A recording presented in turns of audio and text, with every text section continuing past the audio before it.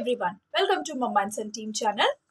तो बच्चे जब आपके पढ़ रहे हैं ग इल प एर्क, तो इस तरह से आप बच्चों को बोलते हैं कि इसको ग अर्ल, ये तो गर्ल है, ये तो पार्क है, ये तो कार है, इसी तरह से बोलकर छोड़ देते हैं या फिर उन्हें रीजन देते हैं कि ये का एर क्यों नहीं है, जैसा कि वो सीबीसी वर्ड में पढ़कर आए हैं, और ये आर कार क्यों है, या फिर ये वर्ड गार्डन, तो यहाँ पर गैर्डन क्यों नहीं पढ़ रहे हैं और गार्डन क्यों पढ़ रहे हैं। तो इसका रीजन देना बच्चों को इसलिए जरूरी है ताकि वो जो भी नए वर्ड्स पढ़े उनको भी वो पता चले, नए वर्ड्स पढ़ते हुए बच्चों को पता चले कि इसको क्या पढ़ना है। सो आज हम देखते हैं आर कंट्रोल वावल्स क्या होते हैं। आर को कई बार बॉसी आर क्यों कहा जाता है, बॉसी आर या फिर आर कंट्रोल्ड वावल्स क्या होते हैं। वीडियो शुरू करने से पहले ये बता दूं कि बहुत ज़्यादा इम्पॉर्टेंट टॉपिक है ये। बच्चों में आप बहुत ज़्यादा वर्ड्स देखेंगे कि बच्चों के ये जो वर्ड है वो आर कंट्रोल वावल से जुड़े हैं और बच्चों को वो रीड करने में डिफ़िकल्टी हो रही है अगर आप उनको राइट टाइम पे ये नहीं सिखाएं। और वीडियो को शुरू करने से पहले एक और छोटी सी रिक्वेस्ट है, लाइक सब्सक्राइब और शेयर ज़रूर कीजिए। आप लोगों को वीडियो पूरा देखना है, तभी आप बहुत सारी इन्फॉर्मेशंस जो है वो और कोई भी छोटी टिप्स जो है वो आप भूलेंगे नहीं या फिर छूटेगा नहीं। तो वीडियो को पूरा देखिए एंड तक। आपको कुछ भी क्वेश्चन है या फिर हमें कुछ भी आपको बताना है, आप कमेंट के ज़रिए हमें बता सकते हैं। मैं ऑनलाइन फोनिक्स की क्लासेस लेती हूँ और जो भी वीडियोस शेयर करती हूँ वो मेरे एक्सपीरियंस से ही लिया होता है। तो इसीलिए जिस तरह से मैं वर्ड्स को प्रेजेंट करती हूँ बच्चे उस तरह से बहुत जल्दी कैच करते हैं।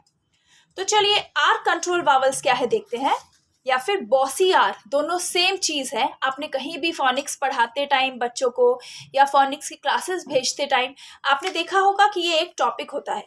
तो ये टॉपिक क्या है, चलिए हम स्टार्ट करते हैं। कि बच्चों को हमें ये बताने से पहले कि वर्ड करेक्ट कैसे पढ़े, उसके साथ साथ हम उसको बच्चों को रीजन भी दे सके। तो चलिए हम लोग आर कंट्रोल वर्ड स्टार्ट करते हैं।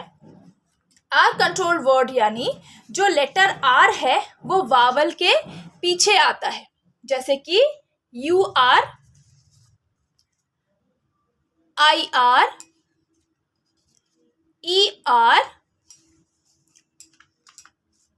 ए आर। आर लेटर वॉवल्स को डोमिनेट करके उनका साउंड जो है वो चेंज करता है, लेकिन आर लेटर हमेशा वावल के बाद आता है, तब हम ये रूल फॉलो करते हैं। ये बताना बच्चों को बहुत ज़रूरी है क्योंकि बच्चे अदरवाइज आर और ए उसको भी वो इसी तरह से जोड़कर पढ़ने लग जाएंगे। तो आपको बच्चे को ये फॉर्म दिखाना है कि हम जो आर कंट्रोल वर्ड पढ़ते हैं वावल्स के साथ, आर हमेशा वावल के पीछे आता है लेकिन साउंड जो है वो आर लेटर ही कंट्रोल करता है। सो अब इनके जो अलग अलग साउंड है और वो साउंड कैसे इम्पॉर्टेंट है जब वो वर्ड्स पढ़ते हैं। अब अगर बच्चे को आपने एक और चीज़ नोटिस की होगी, जब हम बच्चों को सीबीसी वर्ड किंडरगार्टन में सीबीसी वर्ड सिखाते हैं, मतलब कि 3 लेटर वर्ड, तो आपने देखा होगा कि बच्चों को हम कैसे वर्ड सिखाते हैं, जैसे कि इस तरह से। तो ये टिन है। आपने देखा है कभी भी हम लोग इस तरह से पढ़ा रहे हैं, CAR नहीं, भले ही CAN पढ़ा दिया, CAN, लेकिन हम लोग R के साथ इसको नहीं पढ़ाते हैं, CAR नहीं पढ़ाया जाता है, या फिर TER, इस तरह से भी 3 लेटर वर्ड्स को नहीं पढ़ाया जाता है। इसको नहीं पढ़ाने का रीज़न यही है कि जब वावल ए आर के साथ आता है, आर इसके पीछे आता है, तो जो साउंड हो जाता है वो दूसरा होता है। ये एर नहीं पढ़ते हैं, इसीलिए क एर नहीं होता है, स्ट एर नहीं होता है, और ये कार और स्टार होता है। सो चलिए इसका साउंड देखते हैं, और साउंड देखते साथ आप समझेंगे कि बच्चों को आपको किस तरह से इसको पढ़ाना है। आर कंट्रोल्ड वावल्स, ये 5 वावल्स पे हम बात कर रहे हैं, आर और, E R er, I R er, U R er. इनके साउंड इसी तरह से बच्चों को सिखाने होते हैं। आप भले ही गैप लेकर सिखाइए, पहले आप ए आर आर सिखाइए कि जो ए आर का साउंड होता है, जब ए और आर एक साथ आते हैं, आर भले ही पीछे आए लेकिन आर जो है वो वावल के साउंड को कंट्रोल करके एर नहीं पढ़ा जाता है। अब हम पढ़ते हैं आर्क, पार्क, या फिर श, आर्क, शार्क। जब आप इस तरह से बच्चों को सिखाएंगे तो बच्चे 5 लेटर 6 लेटर वर्ड्स भी बहुत आसानी से पढ़ लेंगे क्योंकि उनको साउंड पता है। अब आप स्पेलिंग सिखाने पे मत जाइए, क्योंकि अगर आप बच्चों को याद कराएंगे कि शार्क आर है मतलब आर साउंड है मतलब ए आर है, तो वो बच्चों के लिए कंफ्यूजिंग होगा। आपको स्टार्टिंग में इनिशियली क्या करना है, बच्चों को बहुत सारा रीडिंग मटेरियल देना है, बहुत सारे वर्ड्स नोटबुक पे लिख कर दीजिए सेम साउंड से, और बच्चे उस साउंड को पढ़े।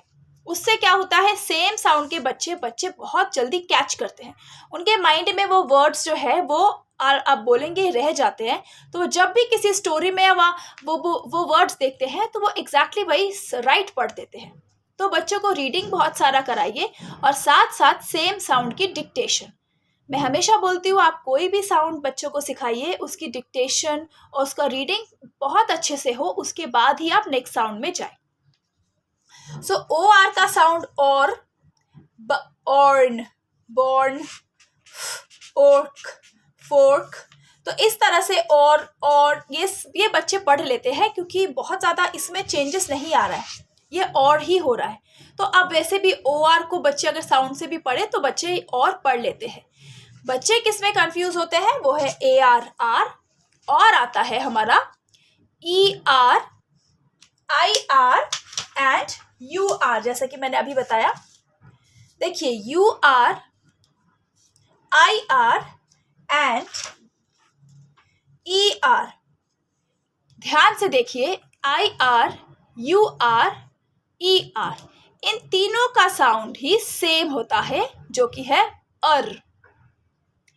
अब आपके दिमाग पे यही बात आ रही होगी कि अगर तीनों का साउंड सेम है तो बच्चों को कैसे समझाया जाए।